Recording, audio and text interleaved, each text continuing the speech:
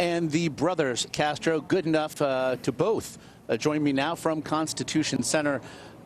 Gentlemen, thank you so much for your time this morning. In the afterglow then of a night, day one here, that ended with a rousing ovation for Bernie Sanders, there was a lot of talk about what he may have needed to do to bridge the gap between his supporters and those of Hillary Clinton. I wonder, from the perspective of both of you, do you think he did enough?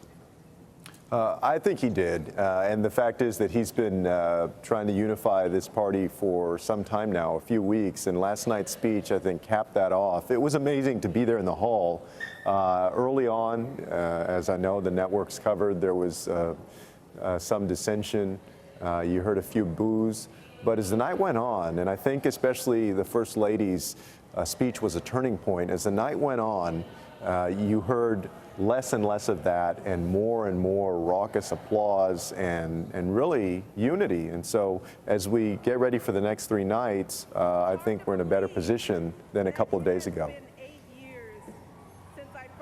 And Joaquin, it seems as well, we heard it in Bernie Sanders' speech at one point. He said, look, Madam Secretary and I do not agree on several issues, but the rancor that he seemed to acknowledge in his speech, he said this is a democracy at work. We will see it then again today with the call of the roll. Bernie Sanders delegates will cast their votes for him. Do you think it will feel as ceremony, or is there concern that perhaps it will feel more like conflict? No, I think that it's going to be, just as we do every 4 years, ceremonial. I think it'll be a momentous time because we will nominate for the first time ever a woman to be president of the United States, coming from a major political party. And so that by itself is going to be so historic. I think that's what people are going to focus on.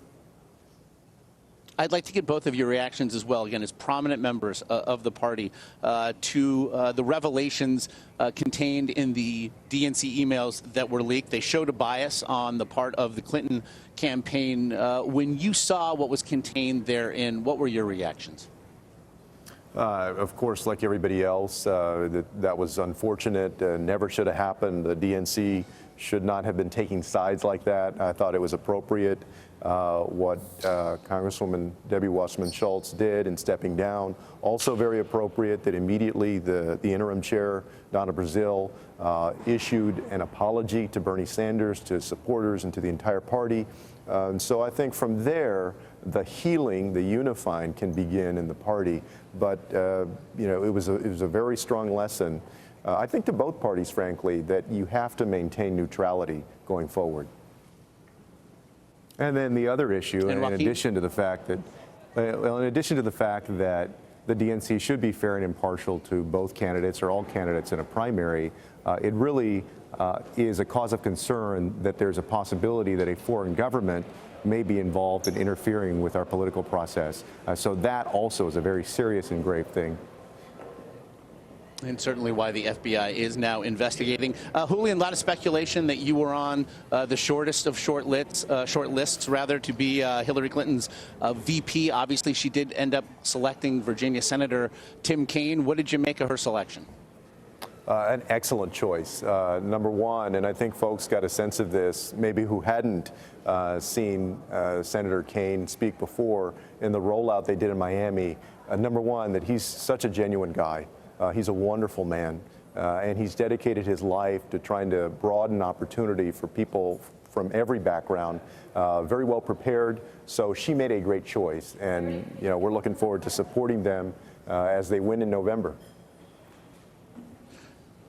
As the campaign then looks to inspire anew the Obama coalition and really turn out the vote, obviously the demographics, Hispanic voters, African-American voters will be very important. Joaquin, how then does Donald Trump sit as perhaps a unifying force to ensure that happens? Well, I think that most of all, Americans of every background, I think fundamentally in the time that we're in, seek two things.